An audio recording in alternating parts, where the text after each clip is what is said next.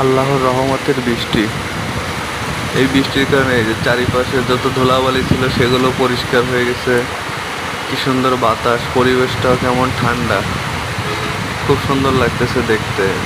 মনে হচ্ছে চারিপাশ নিরিবিলি, আকাশটাও মেঘলা মেঘলা।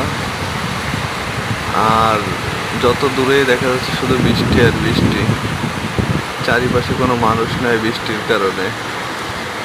আল্লাহর রহমতের বৃষ্টি প্রত্যেকটা মানুষের জন্যই ভালো।